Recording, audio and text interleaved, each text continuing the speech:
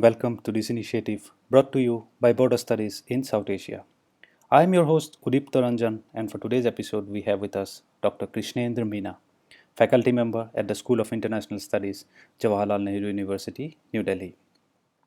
He has been a faculty member of political geography for more than a decade now, and he has also been associated with borders and border regions of South Asia.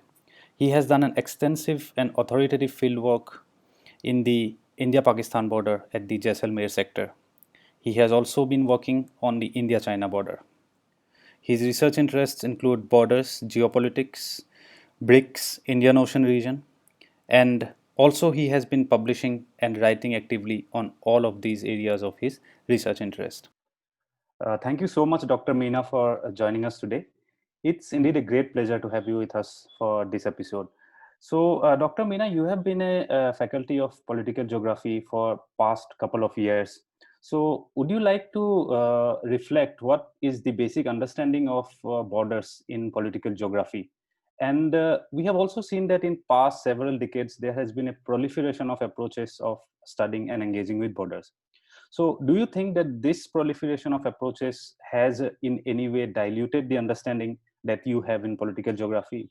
Or do you think that at the end of the day, it will rather, improve or make border studies a better or a greater discipline? Thank you very much, Udipta, for having me here on this very wonderful YouTube channel. And just a little bit of correction, I've been a faculty member for now more than 17 years, if I include my 2 year stint in Rajasthan. So that's Yeah. a long, it's not 2 years, but close to 2 decades No, it no, is. a couple of years. Yeah, yeah, yeah, So definitely. it's decades, close to 2 decades. Yeah, two And decades. Yeah. just since you ask about how a researcher or student should engage with, or a political geographer should engage with the study of borders. So I think it is a very exciting time to be a political geographer and study borders together, because the way geographers recently have conceived of borders or have conceptualized borders in the recent past has been very informative. And I think a lot of major input in the border studies in general have come from political geography. If we begin with the work of, say, since 1980s, it has been political geographers who have been at the forefront of the uh, study of borders around the world. And right now, we can clearly identify that a lot of focus has been there on the critical study of borders, in which there Mhm. have been a number of concepts which are there. For example, borderscapes, borders in motion, and now very recently, one can come across the concept of concepts like eye bordering, which are more technocentric. Then there are studies which say that we should look at the border from the perspective of the borderlanders. So a lot of Mhm. people centric work has been being done, and that has actually uh, created more interest, because earlier the state centric understanding of borders would allow only for understanding borders from a perspective which was largely very geopolitical in nature. The borders Mhm. still remain geopolitical, but when we put people at the center of border studies, it becomes a more of a very participatory exercise, both for the researcher as well as the person who's being researched upon, or the border areas. So Mhm. rather than being about the line, rather than being about the border zone, it is about the people who live at the borders that is more important. And that is the I think that is the basic understanding through which a border scholar should look at in while starting to study borders. It is borders which are important, but more important are the people who live Mhm. there. And a little bit of even if we think of them as geopolitical borders, even if we think that for states borders are important, states should also understand that if borders separate, they also are spaces which facilitate interaction among neighboring states. So with that Mhm. understanding, a researcher should approach.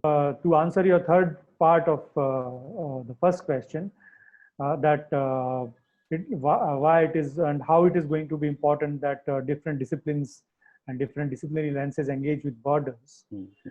It is very important as a political geographer to see that, and I think it will only enrich the field of political geography. One, it will enrich the field of border studies. Further, it is also going to enhance the way we study borders, because if we are looking at borders from one vantage point, that is from a geographer's point of view, that may not be able to bring out the nuances of borders that we see. It is possible that at some borders, the society is more important. The sociological function or the social function of the border is more important. Wherein in some parts of the world, the economic function of the borders are more important. So economists, anthropologists, sociologists, political scientists, and in some cases, the technocrats also have a stake in understanding borders. And it is going to enhance the study of borders only. It is going to enrich the field of border studies in general. This is not going to dilute the understanding concerning borders. It is only going to improve the way we learn about borders. It is going to be impactful of how we understand borders. It is going to be a more richer experience for the border scholars around the world. Okay. So that is what I think of the interaction with different disciplines. Okay. So now if we talk of South Asia, so what do you feel are some of the areas of research that, the upcoming students or researchers can take up in respect of South Asian borders or borderlands?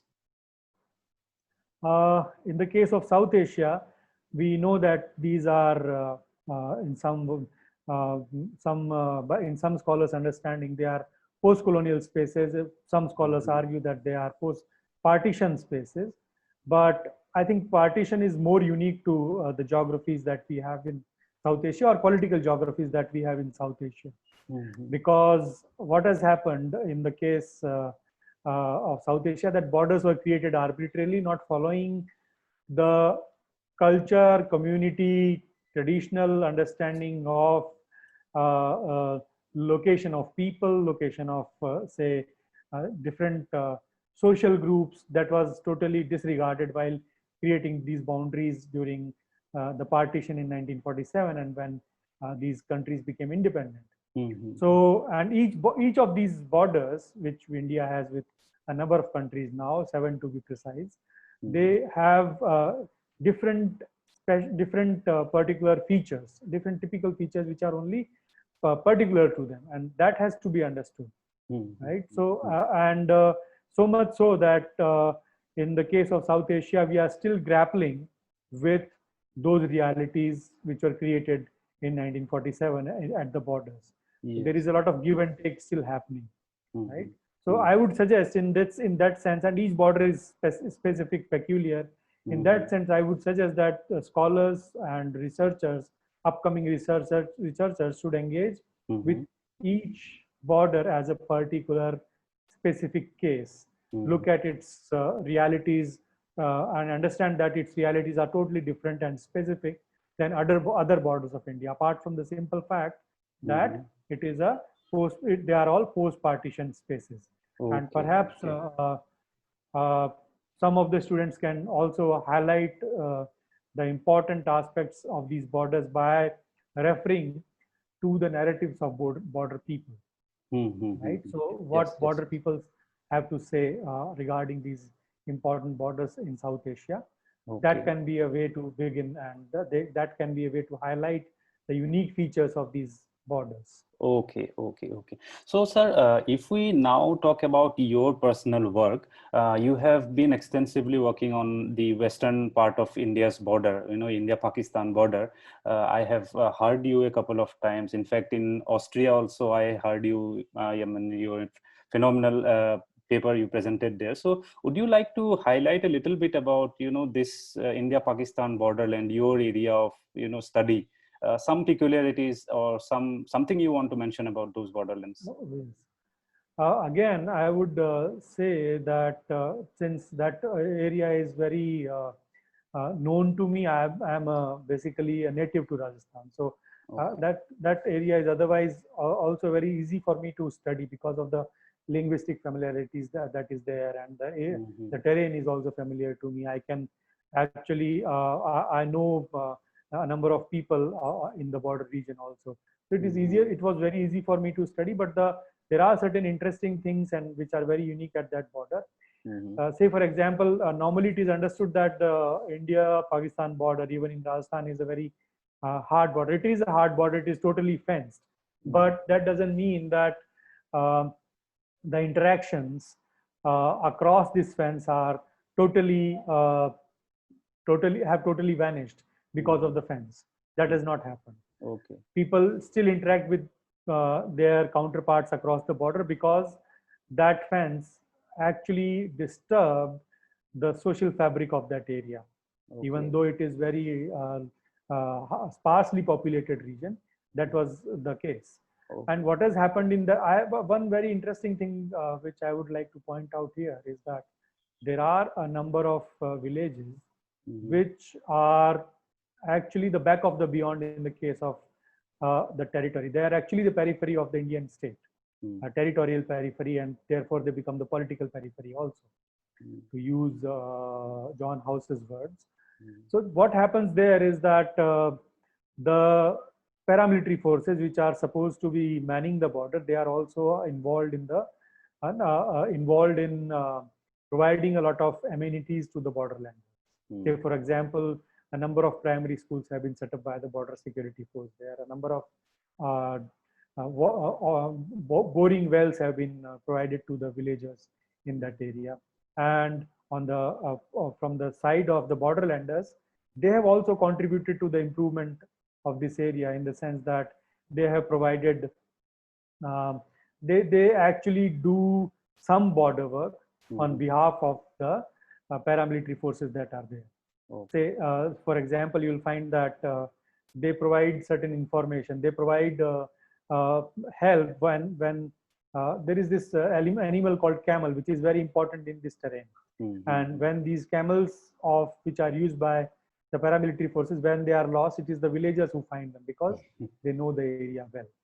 So there Okay. are these small things which are very important to Mm-hmm. understand, and one must understand that uh, the focus Mm-hmm. is should be, while even understanding these borders, should be of people. The Okay. state is important, very Okay. important, but people are equally important. Okay, okay, okay. Thank you so much for this wonderful insight. So now, if we talk of this crisis, this pandemic that in the midst of which we find ourselves now, this that is the COVID crisis. So how do you feel will the understandings about borders in our part of the world will be impacted by this crisis that has come to face us? I think it is important for us to realize that the borders are going to be hardened during Mm-hmm. this crisis, and afterwards also they are going to remain so. And I Mm-hmm. say this with the knowledge that I have been traveling prior to this crisis when it started, Mm-hmm. and it was as a researcher, as an academic, it has been very easy to travel for me.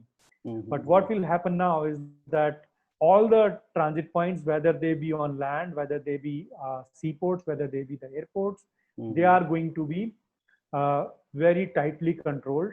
Yes. Surveillance will increase very heavily, Mm. and it is going to be it is not the borders will not only remain uh, within to be controlled by the immigration officials, Mm-hmm. but we ourselves as human beings will create borders around ourselves. The mask, Yes. which has become a very ubiquitous commodity now, Mm-hmm. will be is a border in many senses, Yes. right? Yes. Mm-hmm. The face shield, which is which is now being provided to many travelers by the airlines, is a border. Mm-hmm. The Mm-hmm. PPE kits, which the stewards and stewardesses wear in the Mm-hmm. flight, are an example of bordering. So there will be a number of borders which we will carry on our bodies. A very important, apart from the international borders, apart from the borders at the airport, a very important bordering process will now be seen in the territory itself, rather than the outside of territories or at the edge of the territories or at the transit points. There will be massive bordering within societies around the world. So now we are, for example, we are aware of the fact that there are a number of containment zones in New Delhi now, or in Delhi as at large. Number of containment zones. So their whole neighborhoods are now bordered by various kinds of barriers that have been erected by state authorities and the police. So bordering will now be more visible within these societies, within cities, within territory, within the territorial state, rather than looking for them at the territorial edge of the state or at transit points. We will find a lot of these borders within state territories and within cities, within the countryside itself.